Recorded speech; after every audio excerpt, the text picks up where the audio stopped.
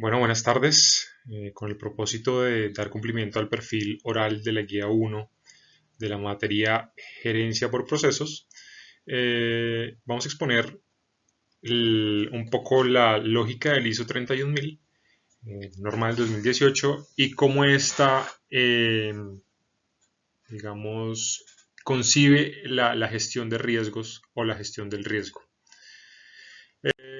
Entonces, primero, una visión general de qué es la gestión de riesgos. La gestión de riesgos es un proceso mediante el cual se puede identificar, se puede cuantificar, se puede proyectar cuáles son los riesgos que puede tener una organización, una entidad o incluso a nivel de proyecto, un proyecto, para de esta forma lograr mitigar o eliminar ese riesgo. En el caso de la ISO 31000, lo que trata de recoger o recopilar la norma es precisamente una guía internacional estándar para lograr mejorar la evaluación, la identificación, la proyección, el control y la evaluación de los riesgos identificados, como lo dije antes, en un proyecto, en una empresa o en una entidad. En cuanto al contexto estratégico, es una de las primeras partes o fases en las que la ISO 31000 ahonda. Lo que pretende esta parte es que la empresa o digamos la parte involucrada que está en el proceso de gestión de riesgos logre definir los parámetros primordiales dentro de su empresa que podrían tener afectación de riesgo. Entonces, tal vez una clasificación de internos y de externos. Entonces, digamos, en la parte interna, por ejemplo, cómo las finanzas de la empresa, cómo el factor humano o los mismos procesos pueden tener dentro de sí alineamientos o diseño que pongan en riesgo la operación de la empresa o no necesariamente la operación, sino también pueden ser riesgos legales o riesgos reputacionales también, ¿por qué no? ¿Y cuál es, digamos, trata de definir el contexto estratégico? ¿Cuál es el alcance y los criterios, digamos, de la definición de esos riesgos? O sea, ¿qué se prevé, digamos, al definir esos riesgos basados en esos parámetros primordiales que se mencionan? Digamos, qué alcance puede tener que yo identifique, digamos, que si un empleado usa mal la información, puede hacer que la empresa entre en un problema legal. Entonces, ¿cuál sería, digamos, tal vez un análisis de escenarios en el que una acción en algún proceso específico identificado o en algún momento específico identificado puede llegar a generar cierta repercusión o no? La identificación de los riesgos reconoce básicamente cuáles son los principales riesgos a los que está expuesta la organización. Una vez estos estén definidos, pues se plantearán otros riesgos secundarios que podrán también generar ciertos desajustes dentro de la empresa a los objetivos propuestos por ella, ¿no? El objetivo de identificar y clasificar los riesgos es determinar el nivel de importancia y el grado de afectación que estos tienen sobre el ejercicio de la compañía. Esto claramente lleva consigo causas y efectos. Una correcta o incorrecta gestión de riesgos, contempladas sus respectivas causas y efectos, de hacer un trabajo acorde a la identificación de los riesgos y mitigación de estos. Pues básicamente podemos decir que el poder identificar unos riesgos y hacerlo de manera correcta, los resultados serán positivos, permitiendo el correcto ejercicio y desarrollo de las actividades de la empresa. Caso contrario sucede cuando no se realiza una correcta evaluación de riesgos, ya que esto se traduce básicamente en el incumplimiento de uno o varios objetivos de la empresa, trayendo consigo consecuencias negativas para la organización y el desarrollo de sus actividades. En lo que respecta al análisis de riesgo, el propósito del análisis de riesgo es entender básicamente las características de la amenaza y su naturaleza, lo que requiere considerar la probabilidad de ocurrencia de ese pues, evento o riesgo, el escenario, el posible impacto y los distintos escenarios en los que se puede dar. El análisis dentro de la evaluación de riesgo según la ISO 31000 puede efectuarse con diferentes niveles de detalle. Por supuesto, la complejidad aumenta. Eso depende del propósito del análisis y la calidad de la información disponible. El análisis de riesgo comprende las posibilidades o las consecuencias que puede traer consigo determinadas situaciones y la probabilidad de que ésta se produzcan en el objeto de medir el nivel de riesgo. Luego de que estén definidos y consignados los riesgos, se valorará la escala en que se determinan y cuáles serán las actividades de control que se pueden ejecutar. Esto con el fin de identificar el impacto que causará, ya sea de grado significativo, alto, moderado, bajo o limitado. Bueno, en cuanto a la valoración del riesgo, debemos decir que este paso es muy importante, ¿sí? Porque pues el propósito principal de esta valoración es brindar un apoyo en la toma de decisiones.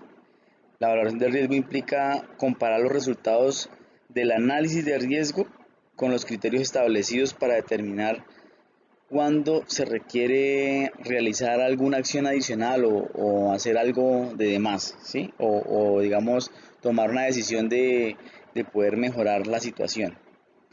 Em, Gracias a la valoración del riesgo podemos llegar a- a tomar una decisión como por ejemplo no hacer nada más, considerar opciones para el tratamiento del riesgo, realizar un análisis adicional para comprender mejor el riesgo o mantener los controles existentes, reconsiderar los objetivos o hacer otro tipo de controles.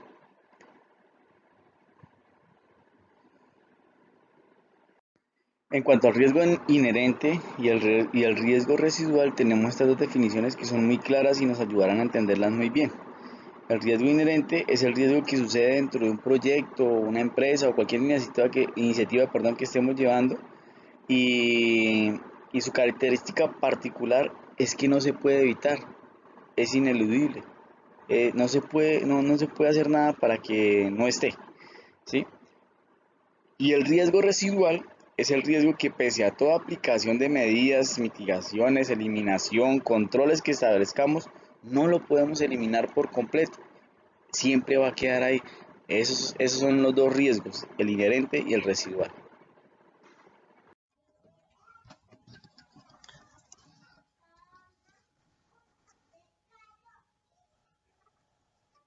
Bueno, una vez revisado el tema conceptual y técnico de los componentes de la norma ISO 31000, pues hemos decidido presentar un caso de estudio básico en relación pues a una empresa. Esta empresa es la empresa de servicios públicos de Boyacá, SASP. Es una empresa de carácter técnico, es una empresa que es gestora de los planes departamentales de agua. Esta empresa, sus principales actividades es ofrecer asistencia, acompañamiento y asesoría a los prestadores de servicios públicos, ya sea empresa o unidades, que están en los municipios del departamento de Boyacá. Esta empresa hace un continuo acompañamiento para mejorar la prestación de los servicios empresariales de estas unidades y empresas municipales con el objetivo de satisfacer las necesidades de agua potable y saneamiento básico. Dentro de estos planes departamentales de agua hay asesorías de tipo administrativo, hay asesorías de tipo legal, hay asesorías de tipo institucional. Asimismo, dentro de esa gestión informativa se analizan y evalúan cada una de las necesidades que tienen los municipios dentro de los componentes de agua potable y saneamiento básico. De esta forma, se adelantan acciones y gestiones para desarrollar proyectos que van en función de mejorar la calidad de los servicios que prestan nuestras unidades. Entonces, dentro del contexto estratégico que una empresa de estas puede tener, podemos verse que, digamos, a nivel interno pueden haber aspectos de tipo humano, tecnológico, de ausencia de procesos, de falta de recursos. Puede también haber unos aspectos de tipo externo, desde el contexto de que es una empresa pública, entonces puede haber una inseguridad jurídica, una continua cambio de normativas que implica de pronto cambios estructurales y que no permiten continuidad de los procesos, la misma burocracia natural del sector público, la falta de pronto de autonomía administrativa, eso a nivel externo, ya que depende de un ente central como la gobernación, y digamos pueda que incluso a nivel externo haya indiferencia por parte de los municipios para la vinculación a estos planes departamentales, lo que limita el ejercicio de su objeto social. En ese orden de ideas, pues hay una identificación de riesgos cuyas causas pueden obedecer naturalmente a la estructura orgánica, de pronto es muy vertical y rígida, insuficiencia de recursos que impide la implementación de unos mejores procesos o de la contratación de un personal más calificado.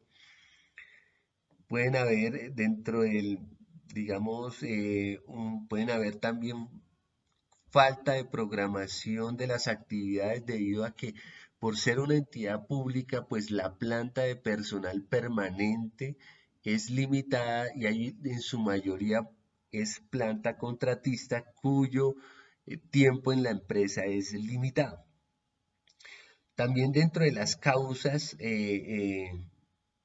digamos, de los riesgos puede que haya un exceso de autonomía del personal contratista, la falta de equipo tecnológico o la ausencia de un sistema de gestión del riesgo actualizado que permita la gestión de auditorías de mayor impacto y en ese orden de ideas puede suceder que no haya un buen control, una buena medición, un buen control y una buena medición de los riesgos y esto puede afectar efectivamente la toma de decisiones o la solución para mitigar esos riesgos, las posibles soluciones.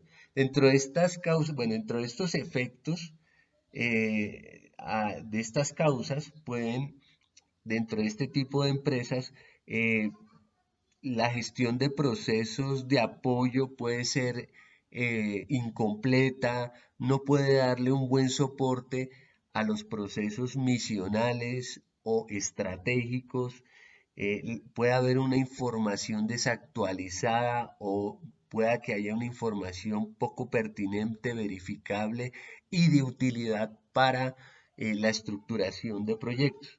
Asimismo, dentro de los efectos que pueden generar estas causas, pueda que haya una asesoría o asistencia o acompañamiento muy limitado e incompleto para los municipios. Dentro de las políticas para mitigar o eliminar el riesgo, pues casi todas estas empresas manejan un código de buen gobierno que creo que, o creemos que, digamos, no es suficiente, habría muy poco que mejorar dentro de las políticas. Pensaríamos que para mitigar los riesgos se requeriría de unas decisiones más encaminadas al ajuste, rediseño estructural y operativo de estas empresas, ¿sí?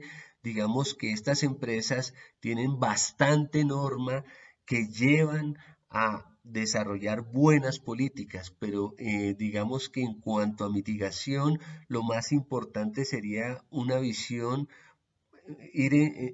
con una visión de dotar a la empresa con herramientas, con la planta de personal requerido, con los procesos integradores que permitan el cumplimiento de los objetivos estratégicos que están contenidos dentro del plan estratégico. Dentro de la evaluación y control de los resultados, pues efectivamente, más que todo, pues esta evaluación va en función de indicadores de efectividad en el término de consecución de resultados. Digamos que cuando se alcanzan resultados, digamos, dentro de un 60 o 70%, pues se puede considerar como aceptable. De ahí para abajo puede ser insuficiente y a partir de ahí se pueden hacer procesos de mejora. En la gestión y control de las actividades y funciones de los funcionarios de la entidad, se pueden implementar controles en materia de asignación de recursos, en materia de contratación, en materia de procesos de selección. Entonces, así en general, digamos que esta norma permite o facilita la evaluación y análisis de riesgo a este tipo de entidades con el fin de desarrollar mecanismos de control y mitigación de los riesgos inherentes, ¿sí? O aún de los riesgos residuales,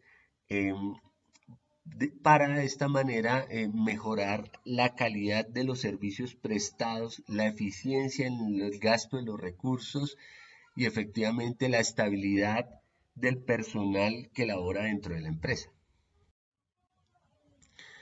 Como lo estábamos viendo, pues dentro de los riesgos inherentes naturales pueden haber los que se asocian a la operación de la empresa, ¿sí? Técnicamente, de pronto, al flujo de información, pueden haber barreras al flujo de información, pueden haber malas prácticas empresariales por parte de empleados. La ausencia del personal permanente no permite mantener una memoria histórica de los procesos y efectivamente esto frena, digamos, el cumplimiento de las responsabilidades u obligaciones de cometido estatal. Asimismo, dentro de estos riesgos naturales también puede ser la falta de competencias del personal o la calidad de los productos entregados por los contratistas que vienen a ser los insumos de los proyectos. Eso dentro de pues, los riesgos naturales y los riesgos pues, inherentemente políticos por la naturaleza de la empresa, lo estábamos nombrando anteriormente, que conlleva al cambio de administraciones, conlleva también al cambio de la dirección, porque a veces de pronto hay una dirección flexible entre una dirección un poco más rígida o una dirección más enfocada a funciones y no al desarrollo de procesos. Dentro de los riesgos residuales como tal, pues como sabemos, los riesgos residuales son aquellos que no se pueden eliminar una vez aplicados los correctivos o los controles a esos riesgos inherentes.